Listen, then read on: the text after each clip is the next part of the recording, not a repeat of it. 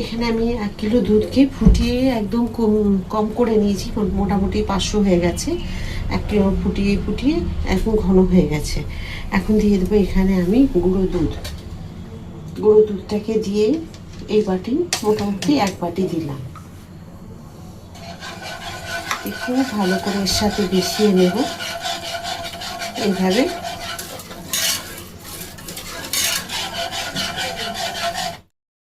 আজকে যে মিষ্টিটা আমি তৈরি করব আপনারা নিশ্চয়ই দেখেছেন এর আগে, তো আমি আরও সহজভাবে দেখিয়ে দেব, যাতে আপনারা ঝটপট তৈরি করে বাড়িতে অন্তত রেখে দিতে পারেন, কেউ আসলে বাড়িতে দিতে পারবেন। আর আমাদের অনেকেরই অভ্যেস আছে একটু রাত্রেবেলায় রুটির সাথে একটু খাওয়ার সময় মিষ্টি বা খাওয়ার পরে একটু মিষ্টি, তো এইভাবে তৈরি করে রেখে দিন, দেখবেন অনেক দিন যাবে মিষ্টি। বাইরেও রেখে দিতে পারবেন, এখন যদিও গরমের সময় একটু ফ্রিজে রেখে দিলেও বেশ অনেক দিন যাবে। আর বাইরে রাখলেও মোটামুটি 5-7 দিন ভালো থাকবে। তো সাথে থাকুন, দেখে নিন পরপর আমি কিভাবে দিচ্ছি আর কিভাবে তৈরি করে দিচ্ছি, খুব সহজভাবে দেখাবো। তো চলুন এখন দেখিয়ে দিই যেগুলো আমি নিয়ে নেব। এখানে দেখুন আমি 4টে এলাচের দানাকে নিয়ে নিয়েছি, আর নিয়েছি 7টা বড় সাইজের কাজু, আর নিয়েছি একটু কম ডেসিকেটেড নারকেল। এখানের মধ্যে দিয়ে দিলাম এগুলোকে। এবার এগুলোকে একসাথে আমি একটুখানি পেস্ট করে নেব। এই যে দেখুন কি সুন্দরভাবে গুঁড়িয়ে নিয়েছি।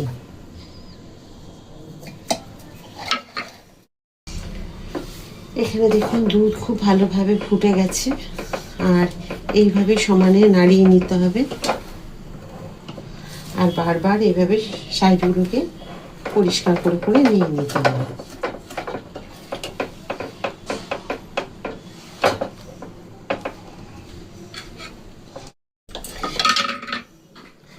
দেখুন কি সুন্দর ঘন হয়ে গেছে এই দুধের মিশ্রণটা। আর এখানে দিয়ে দেবো এবার আমি নারকেল আর যে কাজু গুঁড়োগুলো রেখেছি সেইগুলোকে।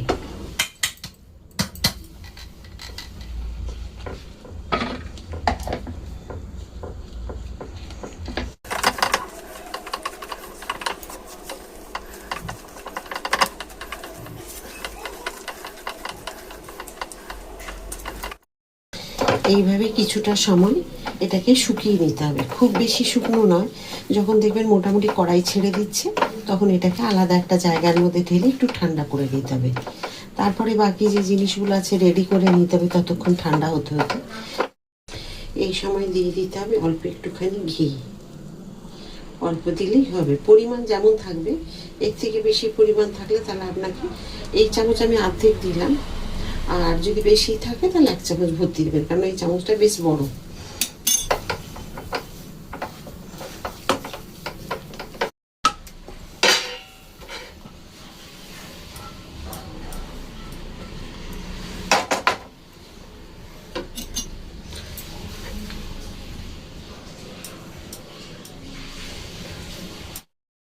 এইভাবে ছড়িয়ে দিলাম, এখন ঠান্ডা হয়ে যাক, বাকি জিনিসটা আমি রেডি করে নিই, সাথে থাকবেন। এই কাজু কিশমিশগুলোকে আমি ছোট ছোট করে দেখুন টুকরো করে নেব। আপনারা এখানে প্রয়োজন মতো যতটুকু করবেন সেই বুঝে কাজু কিশমিশ নিয়ে নিতে হবে।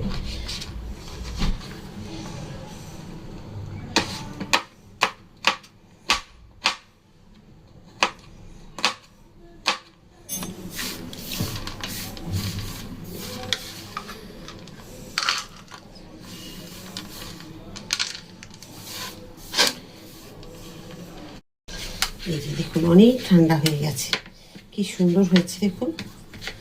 এবার আমি একটুখানি নিয়ে নেব এর অর্ধেকে মানে 3 ভাগের 1 ভাগ নেব। এই যে এটাকে সরিয়ে দিলাম, আর এখানে নিয়ে নেব, এখানে এই যে কাজুর এগুলোকে।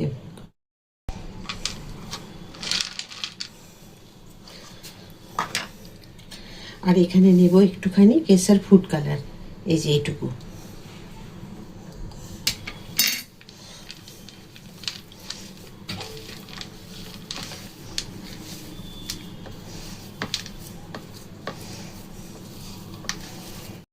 এটার আমি ছোট ছোট করে বলের মতো করে নেব।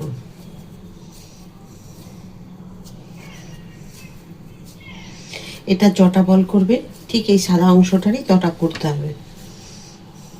এটা আমি 5টা করেছি, তো ওখানেও 5টা করতে হবে।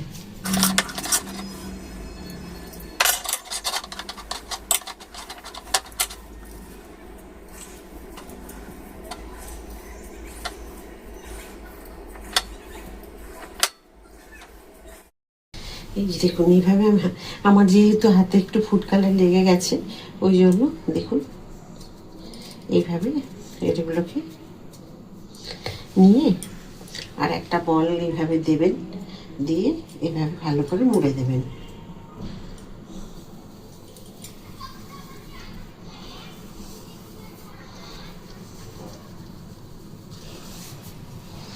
দেখুন এইভাবে সবগুলোকে রেডি করে নিতে হবে। আবার নেবেন এইভাবে একটুখানি চেপটে বেশ ভালো করে জায়গা করে নিতে হবে, এই যেরকম করে। তারপরে এবারে একটা দিয়ে দেবেন, দিয়ে এটাকে কভার করে দিতে হবে। খুব সহজ করে দেখালাম মিষ্টি, আপনারা দেখে বুঝতে পেরেছেন নিশ্চয়ই যে খুবই সহজভাবে দেখিয়েছি। আর আপনাদেরকে আমি যতটা পারি চেষ্টা করি সহজভাবে দেখানোর। একটু একটু করে সিলভার ফয়েল আমি এটার মধ্যে দিয়ে দিলাম।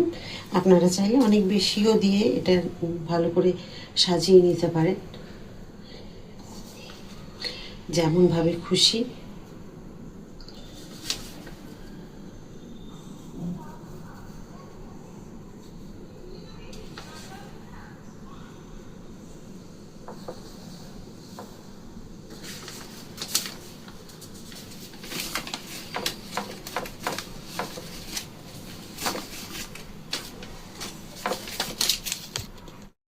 হবে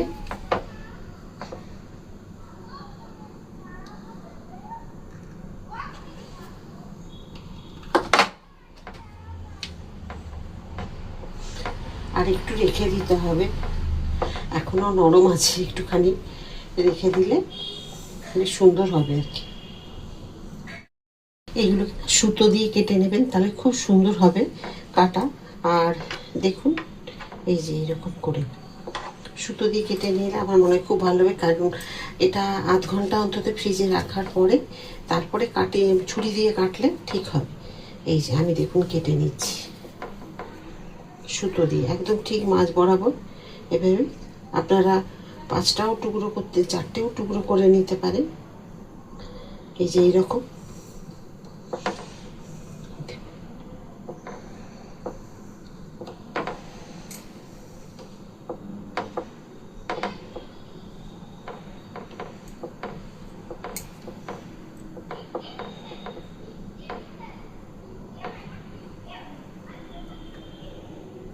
দেখুন কি সুন্দর হয়েছে দেখতে। এই যে অসাধারণ হয়েছে। তবে হ্যাঁ, প্রথমেই যদি আপনারা ছুরি দিয়ে কাটতে যান, এখনও নরম আছে তো, এটা একটু শক্ত হওয়ার জন্য একটু ফ্রিজে রেখে দিতে হবে, তাহলে খুব সুন্দর হবে। আর যদি সঙ্গে সঙ্গে কাটতে চান, যেমন আমি কাটার জন্য এটা উতলা হয়ে পড়েছি, কেমন হয়েছে মিষ্টিটা আপনাদের সকলকে দেখানোর জন্য, তার জন্য আমি সঙ্গে সঙ্গেই কেটে দিলাম। তো তার জন্য সুতো দিয়ে কাটতে হলো। সুতো দিয়ে কাটবেন তাহলে এইরকম হবে। এই যে দেখুন এই এই মিষ্টিটা ডিমের মতো হয়েছে দেখতে, কি সুন্দর। দেখুন বাইরের অংশটা সাদা আর ভেতরের অংশটা একদম পুরো হলুদ। তো ঠিক সেই রকমই হয়েছে দেখতে। আমরা যখন ডিমটা আর্ধেক আর্ধেক কাটি তো ঠিক সেই রকমই লাগে দেখতে, একদম এইরকম। তো আর খেতে তো খুব সুন্দর, খুব টেস্টি হবে। আপনি দেখেইছেন কিভাবে আমি করেছি।